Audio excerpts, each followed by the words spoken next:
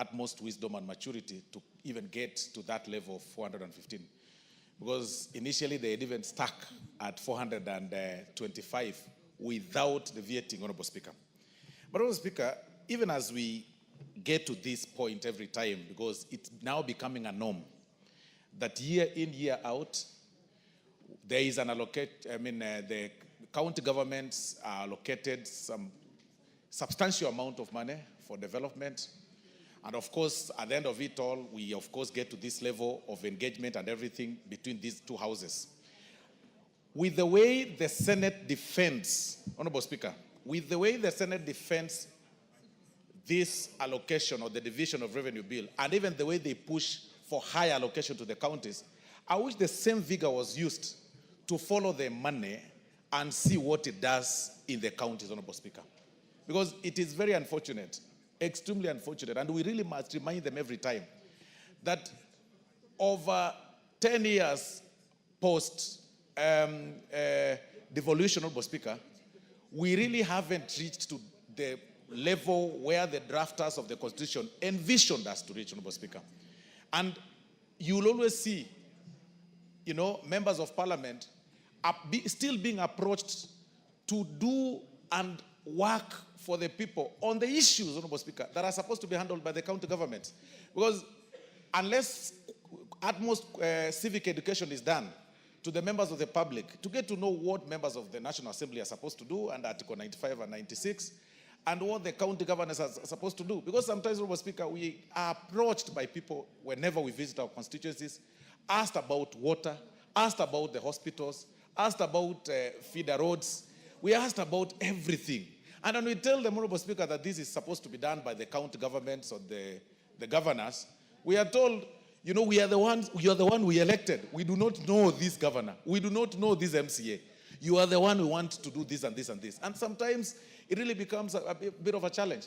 But even more important, Honorable Speaker, there has been a pro rata growth or, gradual growth of this allocation from 370, we go to about 380, 385 all through. Now we are at 415. Honorable Speaker, where does this money go to? Where does it go to? We know it gets to the counties, but what does it do? Honorable Speaker, move around the counties across the country. You know their roles. You know what they're supposed to do. It's about the ECD classrooms. You will see challenges. It's about, when you talk about the feeder roads, you will see challenges.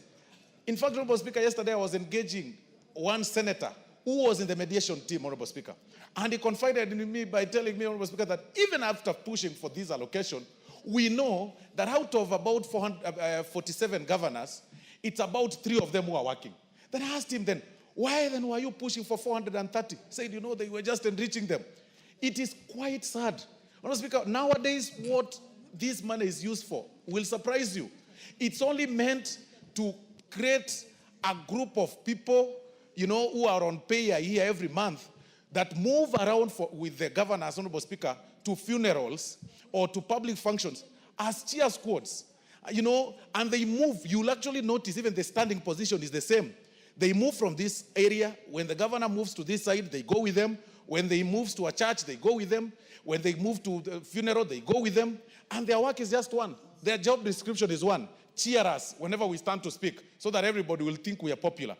This is a sad reality that counties are not doing what is supposed to be done.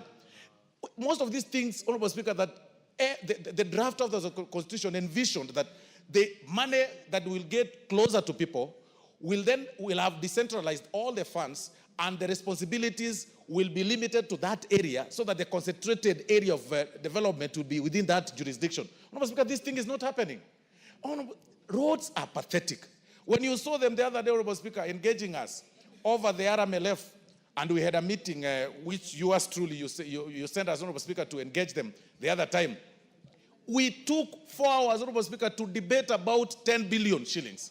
We took 4 hours, and we couldn't agree. In fact, they go to a point of saying, you guys, if you do not want to, we'll even close. They threatened us of closing down the counties and down the tools. And we told them, we will not feel your effect. Even when you're operating, we don't feel you. So if closing down still, it's inconsequential. And that is why we are promoting the culture of goonism by sending a lot of money just to create goons from this corner to this corner. And I've always said, and I'll still repeat, Honorable Speaker, that you will see when you move around the country, you will see what NGAF does, you will see what NGCDF does. All over, in the public eye, you will see tanks by the gracious ladies from this house, all over being distributed.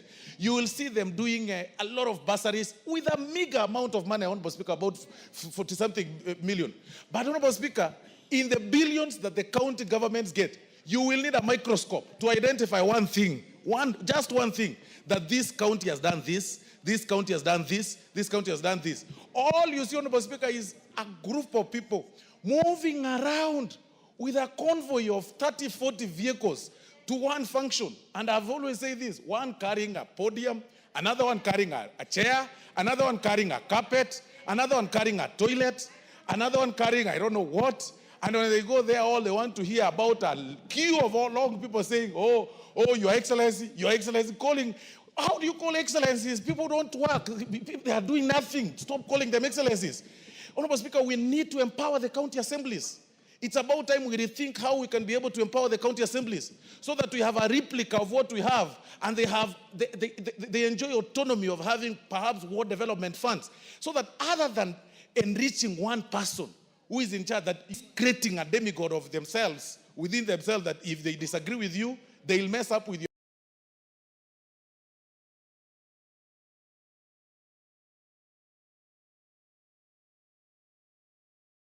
It is becoming very sad. And even the Senate, we want to tell the Senate, Honorable Speaker.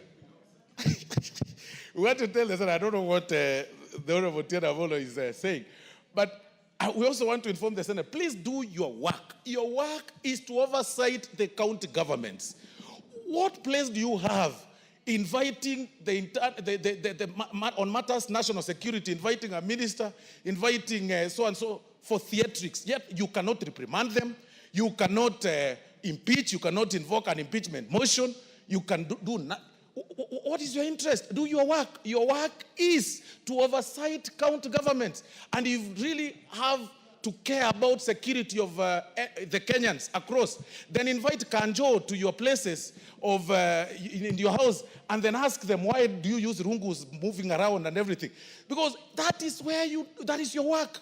Stop these things of fighting for, recognition, when you know very well you're playing to the public gallery. You know very well you are simply whipping emotions and telling, we are the upper house, we can engage the minister, we can engage you know very well you have no reprimanding power. You have no power to even call for a motion of impeachment against anybody within the national government. So we urge the Senate to put their feet down and be strong and be firm against the county governments or against those governors who are stealing. And it's actually, Honorable Speaker, about time we ask them, amidst the questions they ask through the PSC, through the PISC of the Senate, what further step do they take to make sure that that fund is guarded? Because all we see is theatrics.